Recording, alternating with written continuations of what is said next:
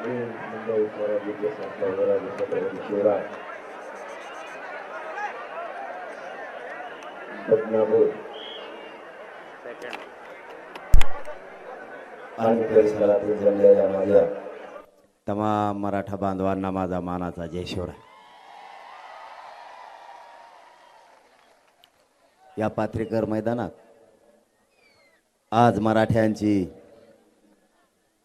5व्या टप्प्यातली पहिली सभा आणि कार्यक्रम आपण आयोजित केला आणि आपण प्रचंड संख्येने उपस्थित राहिला त्याबद्दल तुमचं मनापासून स्वागत आणि कौतुक. तुमची 4 वाजताची सभा, पण काही कारणास्तव मला तुमच्यापर्यंत यायला उशीर झाला. काही कारण म्हणण्यापेक्षा ज्याच्यासाठी या मराठ्यांनी ही लढाई उभा केली, महाराष्ट्रातल्या कानाकोपऱ्यातला मराठा या ठिकाणी एकत्र आला. करोडोच्या संख्येनं मराठा स्वतःच्या मुलाला न्याय मिळावा म्हणून एकत्र आला. ज्या विषयासाठी आपण एकजूट दाखवली, प्रत्येकाला वाटतं माझ्या मुलाला आरक्षण मिळालं पाहिजे, माझेही मुलं मोठे झाले पाहिजेत, यासाठी हा आपण लढा उभा केला. आणि त्यासाठी आज बदनापूरच्या या नगरीत बैठक होती, कार्यक्रम होता. आणि योगायोगानं त्याच दिवशी नेमकी सरकारची ही बैठक मराठा आरक्षणासाठीच अंतरवालीला लागली.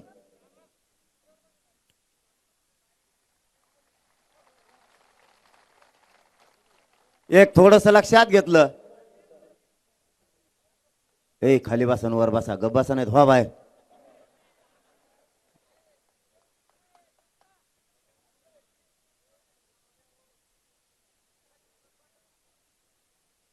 मराठा आरक्षणाची लढाई या मराठ्या मायबापानं उभा केली. सगळ्यांचा उद्देश एकच की माझ्याही मुलाला आरक्षण मिळालं पाहिजे. त्याच विषयासाठी आज अंतरवालीत मुख्यमंत्री साहेब आणि 2 उपमुख्यमंत्री साहेबाच्या वतीनं शिष्टमंडळ मंत्रिमंडळाचं आलं. तुम्हाला सांगणं गरजेचं आहे उशीर का झाला, कारण तुम्ही प्रचंड मेहनत घेतली. या ठिकाणच्या सगळ्या बांधवानं, सकल मराठा समाजानं, अखंड या बदनापूरच्या मराठा समाजानं या कार्यक्रमासाठी मेहनत घेतली. तुमचं नशीब सुद्धा चांगलं म्हणावं लागेल की तुम्ही मेहनत घेतली. आणि त्याच दिवशी राज्य मंत्रिमंडळाचे मंत्री महोदय अंतरवालीला आलेत बैठकीसाठी. उशीर यासाठी झाला की ज्या मराठ्यांनी या आरक्षणासाठी हा संघर्ष सुरू केला, त्याच आरक्षणासाठी अंतरवालीत बैठक सुरू झाली. आपण 2 घंटे लेट गेलं तरी चालल, परंतु मराठ्यांच्या लेकराचा आयुष्याचा विषय या बैठकीच्या माध्यमातून जर मार्गी लागला तर आपण या बैठकीला थांबलं पाहिजे. कारण प्रत्येक घरातला मराठा आज संघर्ष फक्त आरक्षणासाठी करायला लागलाय. आणि त्याच आरक्षणासाठी बैठक. मग एखाद्या वेळेस सभा थोडी पुढे गेली तरी चालल, सभा होत राहतील. सभा घेणारे आपण आणि जमणारे पण आपणच. नेमका सरकारचा मानस काय,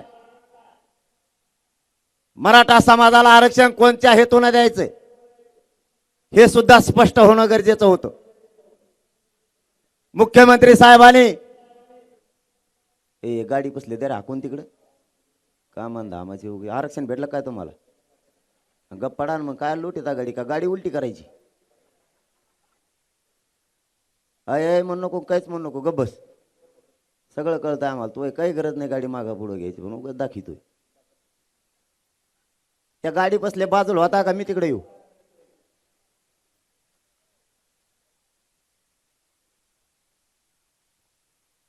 मुख्यमंत्र्यांनी 2 दिवसापूर्वी अधिवेशन सुरू होता आणि विधानसभेच्या पटलावर मराठा आरक्षणाचा विषय घेतला. तिन्ही कायदे मंडळ ऍक्टिव्ह होते. जर तुम्हाला एखादा कायदा पारित करायचा तर पुन्हा अधिवेशन बोलवण्याची आवश्यकता नाही. आम्ही विनंती करून सांगितलं होतं 24 डिसेंबर पर्यंत तुम्ही वेळ घेतलाय. तुम्हाला जर मराठ्यांना आरक्षण द्यायचंय आणि अधिवेशन 24 डिसेंबरच्या आत जर संपत असलं तर अधिवेशनाची मुदत वाढवा. विशेष अधिवेशन बोलवायचा घाट घालू नका. कायदा पारित करण्यासाठी आधार लागतो, त्याशिवाय कायदा पारित करता येत नाही. तर शिंदे समितीने तुम्हाला 2 अहवाल दिलेत. तुम्ही प्रथम अहवाल मराठा आरक्षणात असलेला स्वीकारलाय आणि 54 लाख नोंदी या मराठ्यांच्या आरक्षणात असलेला नोंदी मिळालेला तोही दुसरा अहवाल तुम्ही स्वीकारलाय. मग आता अडचण काय?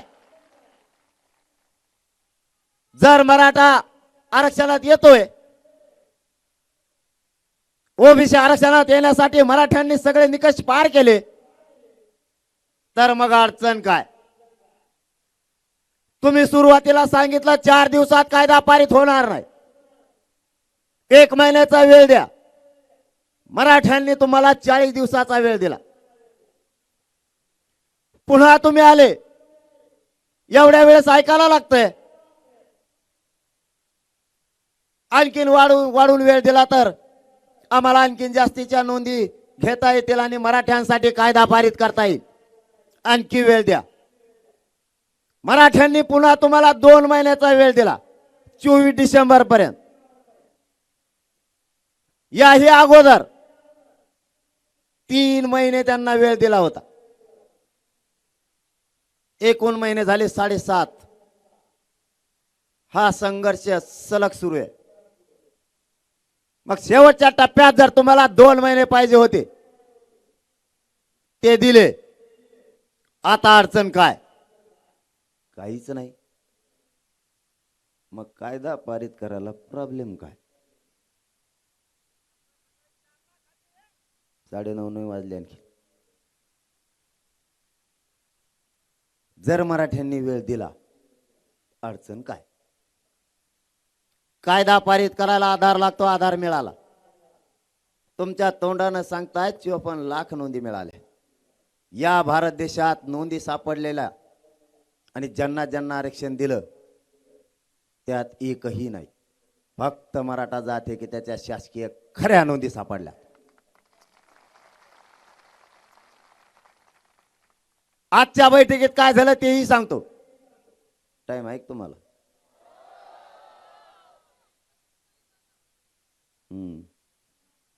रातभर चलून द्या माघार कारगिर.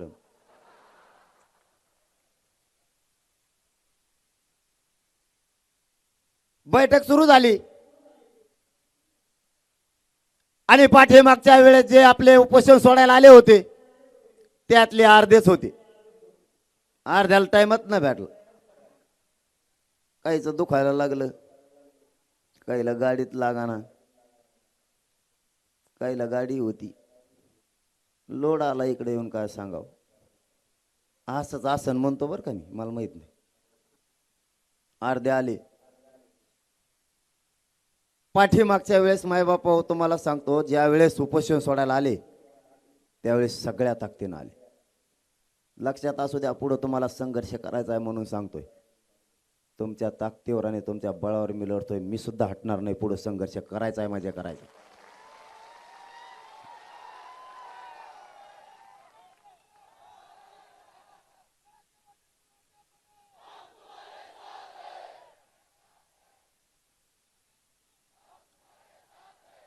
पाठीमागच्या वेळेस उपोषण सोडायला आले, सगळ्या ताकदीनं आले. मंत्रिमंडळाचा मातंबर मंत्रिमंडळातले मंत्री आणले. त्यांच्या सोबत कायदा पारित करायचा आहे म्हणून कायद्याचे अभ्यासक पाहिजेत. कायद्याचे अभ्यासक सुद्धा आणले. कायदा कसा बनावा लागेल त्यासाठी अहवाल कोणता लागेल त्यासाठी अभ्यासक सुद्धा आणले. कायदा ज्यामुळे पारित होतोय ते मंत्री, त्या कायदे मंडळाचे सदस्य सुद्धा आणले. काही अडचणी येऊ नयेत, काही त्रुटी आता राहिल्या नाही पाहिजे म्हणून सचिवही आणले. आणि ज्यांना कायद्याचं पूर्ण ताकदीनं नॉलेज आहे. काय रे?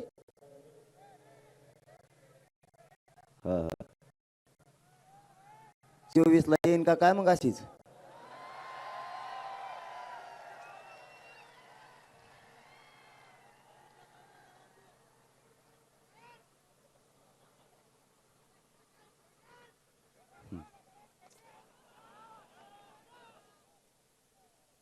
त्याचं नाव नाही घेत मी आता, जाऊन द्या तिकडे.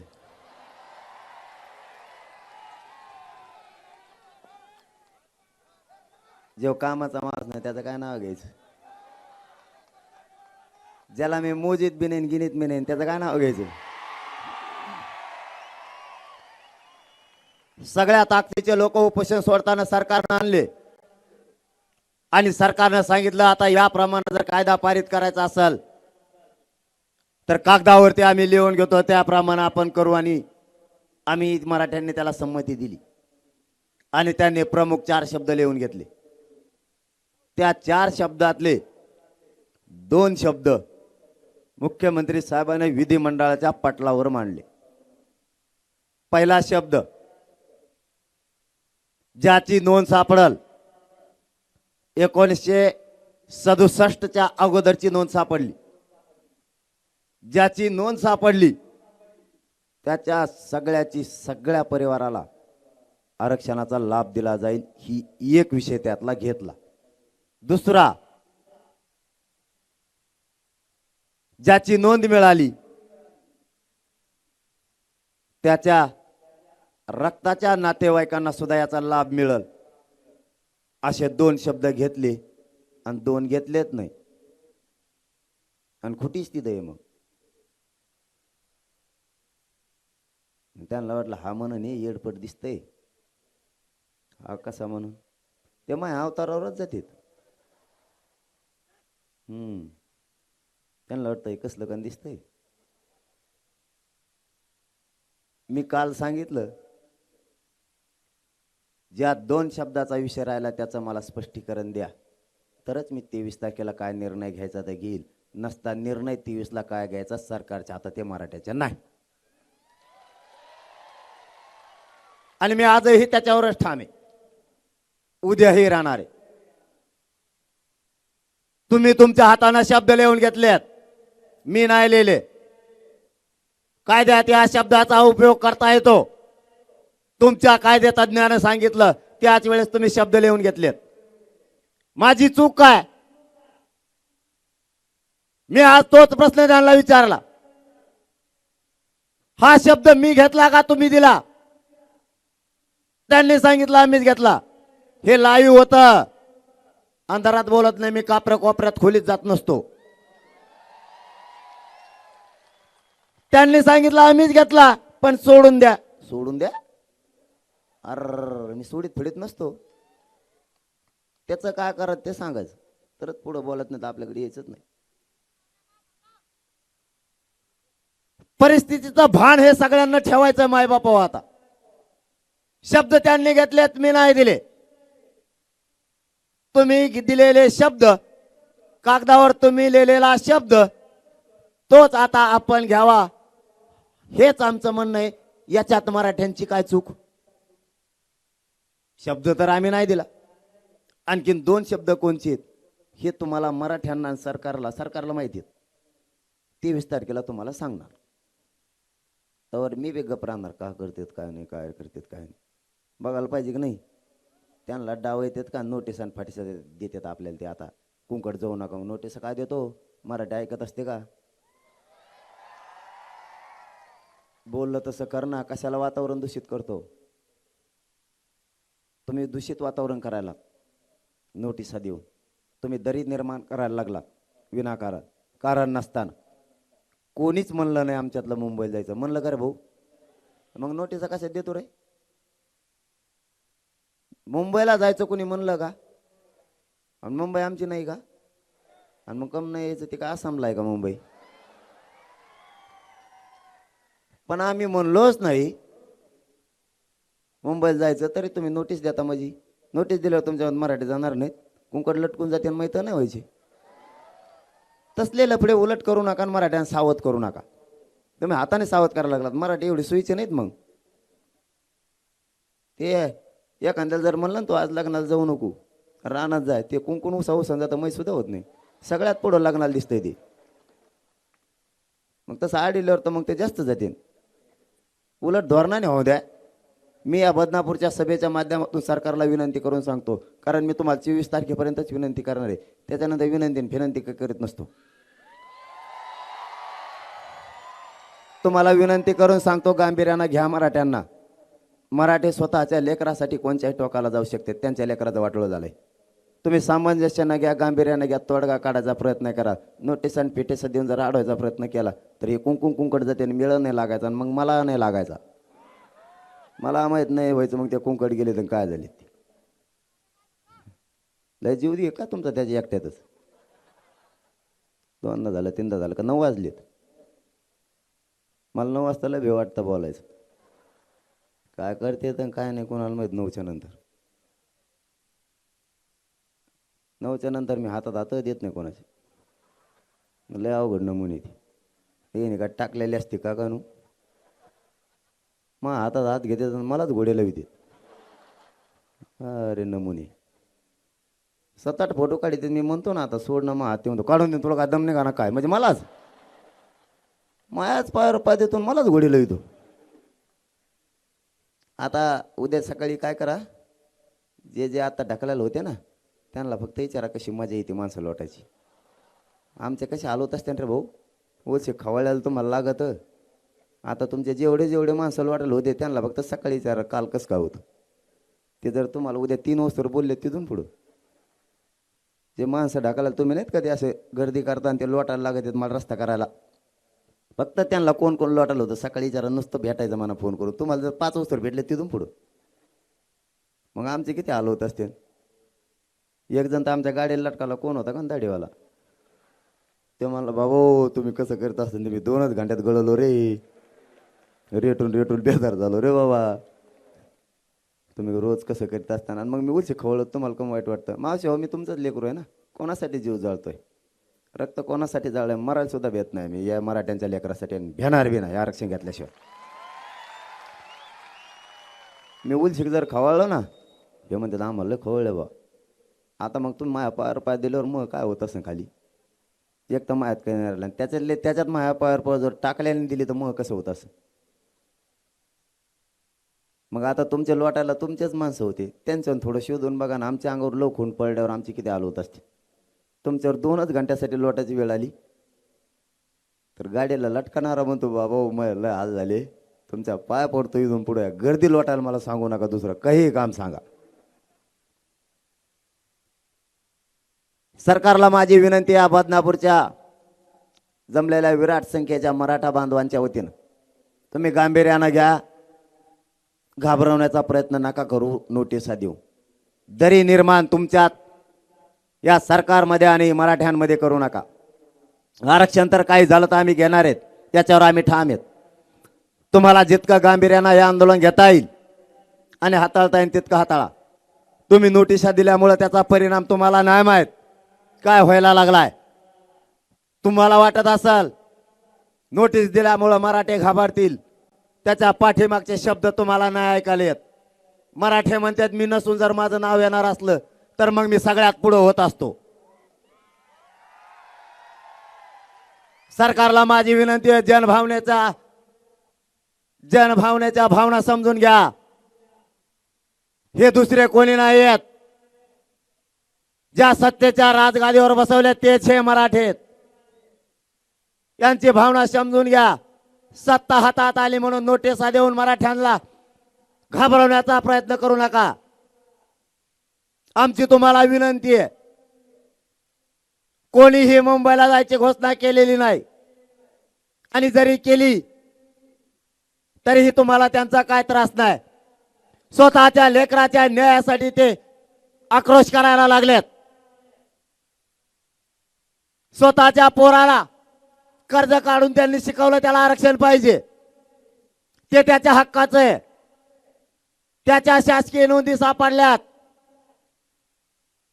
मराठा समाज ओबीसी आरक्षणात असलेल्या नोंदी सरकारला मिळाल्यात आणि ज्या नोंदी मिळाल्या तेव्हापासून मराठा प्रचंड ताकदीने आणखीन एकत्र यायला लागलाय.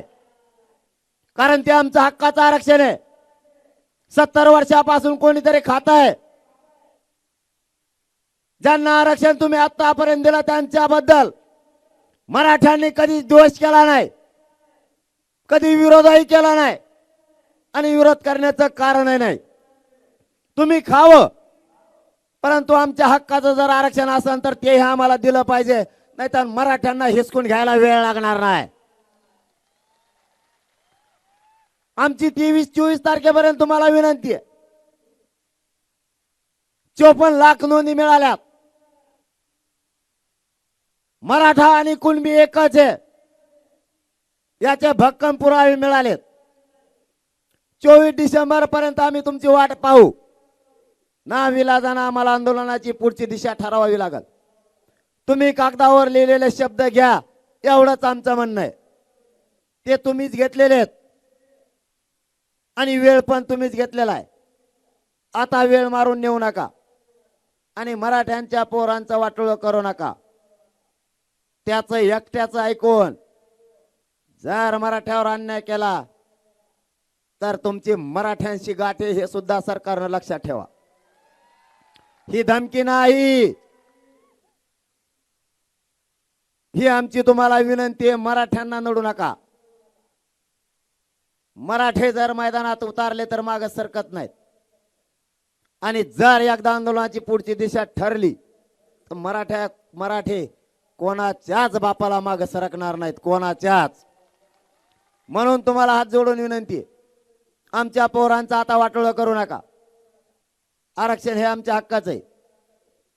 त्याचं एकट्याचं ऐकून मराठ्यावर अन्याय करू नका, ही तुम्हाला पुन्हा एकदा विनंती आहे. त्याचं नाव घेत नाही तुम्ही म्हणता, त्याचं नाव कम घ्या ना. त्याचं नाव नाही घेत मी. अरे गिरीश महाजन साहेबांनी काय सांगितलं माहिती आहे का? पाटील म्हणी काय करा, त्याला बोलूच नका. त्यात काय झालंय आम्ही त्याला आता समजून सांगितलं, ते काहीच बोलणार नाही. आणि म्हणलं मग ते जर मराठ्याच्या आरक्षणाच्या विरोधात नाही बोललं, त्याच्याने आमची काय दुश्मन नाही, पण मराठ्याच्या आरक्षणाच्या विरोधात बोला की झोडाच. मी सोडितच नसतो. आणि ते बी 2-4 दिवस झालं मला वाटतं काही बोला ना. एक दिवस बरं काहीतरी म्हणलं, पण नंतर काय बोललं नाही. काल बोललो वाकून तर म्हणलं जरांगे साहेबच म्हणतो म्हणले तुम्हाला आता आला दिसतो ठेप्याला. जर उचकालाच परत आबळ गेलं ना, आता त्या आबळ आल्यावर तसं होतं समजा. आता जर आबळ आलं परत बरळला, मागं लागलोत मग समजा सुट्टीत नाही. मग तवर जाऊन द्या. आता एवढी बार मराठ्यांच्या आरक्षणाला विरोध नाही करायचा. तुमचा आमचा शत्रुत्व नाहीये. तुम्ही विरोध केला की आवाजच करायचा. मी सोडितच नाही, तर मनाची गरजच नाही. त्याचं मग काय छतीचा आकडा आहे का माहीत. मी त्याला सोडितच नाही. ते म्हणलं खोट्या मारून ठेवल्यात. म्हणलं खोट्या, तो खोटाच उपटून टाकीन सगळा. खोट्या काय आणि उपटेला का नाही मग. अरे आरक्षणात गेले मराठे, 54 लाख मराठे ओबीसी आरक्षणात गेले सुद्धा. तुम्हाला या 8 ते 15 दिवसात 2.5 कोटीपेक्षा जास्त मराठी आरक्षणात गेलेले दिसते, तरच आपलं नाव घ्यायचं. नाव सुद्धा घेऊ नका. एवढं सोपं नाही. एकदा नादाला लागलो ना पुरा लागतो. फक्त मी दिसायलाच बारीक आहे. कामाला लागला की कार्यक्रमात लावितो. ते मला येडं समजते. ते म्हणते येडं काय येईन बेजार केले सगळ्याला. फक्त पुढचं आंदोलन करायची दिशा जरी झाली तरी शांततेत करायचं. आणि मात्र पुढच्या काळात कधी काळी बदनापूर परिसरात जर आंदोलन उभा करायची वेळ आली, 20 किलोमीटरवर मराठ्यांना उभा राहायला जागा नाही राहिली पाहिजे. एवढ्या ताकदीनं आंदोलन झालं पाहिजे. 20 किलोमीटरवर घामच फुटला पाहिजे पुढच्याला. तुमच्या इथल्या नमुन्याला कस काय घाम फुटला होता? आपला कचका तसा असतो. मग कचाट्यात सापड. अरे गब्बातला तेव्हा आता नाही बोलला की वाजीला. आपलं धोरणच तसं आहे. त्याला सुट्टीच नाही. आणि विशेष करून तुम्हाला एक काम सांगतो, मराठ्यांनी पक्षासाठी काम करू नका आरक्षण मिळेपर्यंत. हो, त्याचं ऐकायचं. परत मग मला त्याचं नवीन कळालंय काहीतरी, मी माहिती घेतो पुढच्या सभेत वाजवीन त्याला. तसं काही नाही, या सभेत जर नाही वाजले पण खात्रीशीर माहिती असल्याशिवाय मी बोलत नाही. तरी फोन केलं म्हणतात जाऊ नका तिकडं कुठं जात नाही रे. मला फक्त खरं मिळून द्या. इथून मागची त्यांनी माफी मागितली त्यामुळे विषय सोडला. हा मग आपण रीतसर आहे. आपण आपली संस्कृती सोडून वागत नाही. मराठ्यांचा नियम आहे संस्कृती सोडून वागायचं नाही. अरे तो मराठ्यानेच मोठं केलं, मराठ्याच्या विरोधात काम करायला लागला. आम्हाला शिकवतो. आयुष्यात मराठी गुलाल नाही लागून द्यायचे, लय बेकार आहेत. त्यामुळे बोलायचं नाही. फोन लावले जणू असं काहीतरी कळालंय मला. व्हॉट्सअप कॉलच केले, रेकॉर्डिंग करतात म्हणून जाऊ नका जाऊ नका जाऊ नका. मराठ्यांच्या लोकांनी जर ऐकलेलं असलं तर मला सांगा अंधारात. त्याचं ऐकलं ना आले नाहीत अंधारात सांगा. पुढं त्यांना कुठं ना कुठं तर उभा राहायचंच. मग हा निवडणुकीला नाही म्हणत बरं का मी. हा नाही तुम्ही काय अर्थ काढता त्याला मी काय करू. मग त्या टायमाला बघू त्यांचं बी काय करायचं. तुम्हाला फक्त विनंती जाता जाता, जास्तीचा वेळ तुमचाही घेत नाही कारण मला इथून शेलूला जायचंय. शेलूला सुद्धा कार्यक्रम. शेलू 114 किलोमीटर आहे असं म्हणतात. आलं काही लांब आहे का, तिकडेच राहून दे. मला वाटलं रातची बैठक लागली काय एखादी. मला लांब जायचंय. तुम्हाला फक्त विनंती आहे, एक जीवानं राहा, 2 कामं करा.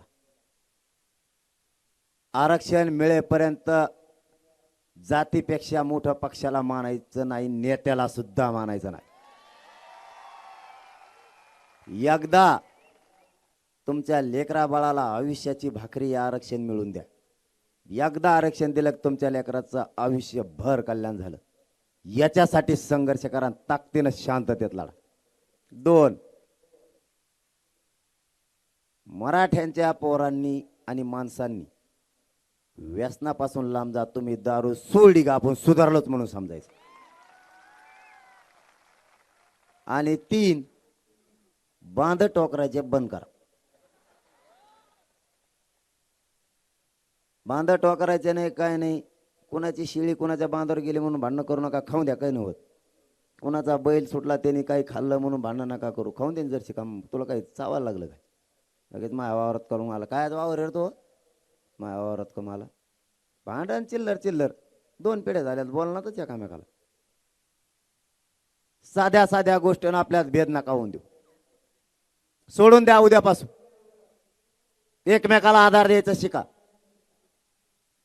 एकमेकाच्या खांद्याला खांदा लावून चालायचं शिका. लोकांना एवढंच पाहिजे, मराठी एक होऊ द्यायचे नाहीत. मराठ्यांचं वैर संपू द्यायचं नाही.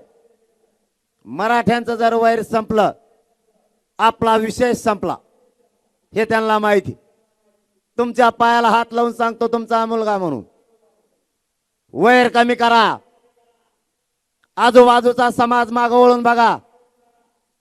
एकमेकाच्या हातात हात देऊन एकमेकाला पुढे घेऊन चाललाय. आदर्श घ्यायचं शिका. आडमुठी भूमिका जरा बाजूला ठेवा. हे आरक्षण नसल्यामुळे पोरांचं वाटोळं व्हायला लागलं आणि या तुमच्या वादामुळे छोट्या छोट्या उभं कुटुंब बर्बाद व्हायला लागलं. उद्यापासून व्यसन सोडा आणि वाद कमी करा. एकमेकाच्या मदतीला जा. आणि आता एवढा बदल झालाय सध्या, एकामेकाला ढकलेलं ना तरी म्हणतात नाही रे मुद्दाम नसेल ढकलेलं, उठव उठव. नाही तर पहिल्यांदा जर असं ढकलेलं ना मनाची मुद्दाम ढकलं हान द्याला हान. आता तसं नाही करत. खूप बदल झाला. त्यामुळे मला गर्व वाटतो माझ्या जातीचा, स्वाभिमान सुद्धा वाटतो. हो खूप समाजानं बदल करून घेतला स्वतः. नाही तर पहिल्यांदा उशी काय झालं तो वाट्यावरच का मला तो वाटा का चावतो का एक तर रोडावर टाकला जे टाकला बी. आता नाही करायची. सगळं सोडायचं. दारू सोडायची, वाद सोडायचे, मनाने बोलायचं. काल एक उदाहरण सांगू तुम्हाला. बांबेरी गाव आहे, तुम्हाला बऱ्याच जणांना माहीत असेल कारण करतो म्हणून बोलतो. 7-8-9 वर्षापासून एकमेकात बसत नव्हते. काल त्या गावाला एवढा आनंद झाला की 2 जण 9 वर्षानंतर एकत्र बसले. गावाला प्रचंड आनंद झाला. याच्यापेक्षा मला तरी काय पाहिजे. आपलं वैर संपवायचं आपल्याला. चिल्लर कामावून झालेलं असतं. असं लय जाग्यावर झालं. एक कालचं उदाहरण होतं म्हणून सांगितलं. असं खूप जागेवर झाले की मी तुम्हाला जर उदाहरण द्यायचं ठरलं लिस्ट तर इतके की मराठ्यांनी वैर सोडून दिलं. कशा पायी करताय? काहीच कारण नाही. काहीच कारण नाही. मग कारण नाही आपल्याच माणसापासून आपण दूर का जायचं? काका पुतण्याला बोलावलं, पुतण्या काकाला बोलावलं, झालं काहीच नाही. राजकारणापायी तर अजिबात मतभेद होऊ द्यायचे नाही. राजकारणापायी तर नाहीच, अजिबात नाही. सावध व्हा इथून पुढं.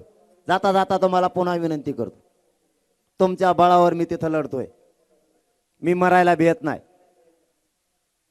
तुमच्या ताकदीच्या जीवावर मी तिथं माझी जीवाची बाजी लावून बसतोय. तुमच्या आशीर्वादाची आणि पाठबळाची मला गरज आहे. तुम्ही मला माझ्या खांद्याला खांदा लावून लढायला पाहिजे. मी मरेपर्यंत मागे सरकणार नाही.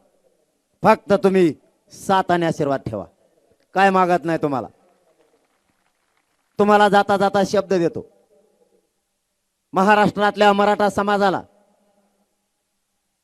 आरक्षण मिळाल्याशिवाय आणि मिळवून दिल्याशिवाय हा तुमचा मुलगा, माझा जीव जरी गेला तरी 1 इंचही माग हटणार नाही. शब्द तुम्हाला देतो आणि थांबतो. जय जिजाऊ, जय शिवराय. सर्वांनी राष्ट्रगीतासाठी उभं राहायचंय. सर्व समाज बांधवांना आणि महिला भगिनींना विनंती आहे की राष्ट्रगीतासाठी उभं राहायचंय. आरक्षण कोणाकोणाला पाहिजे? बॅटरी के लावा बरं, मोबाईलच्या लावा बरं.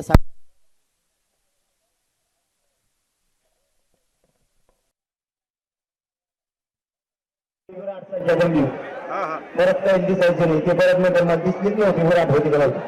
त्यामुळे एकाने मोबाईल खाली ठेवू नका सगळं.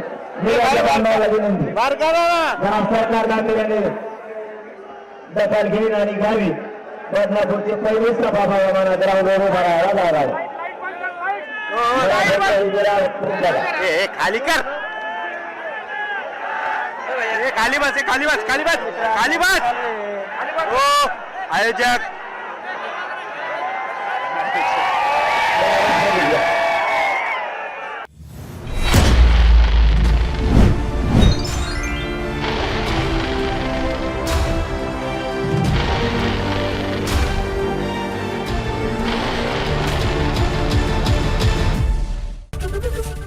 एबीपी माझा, उघडा डोळे बघा नीट.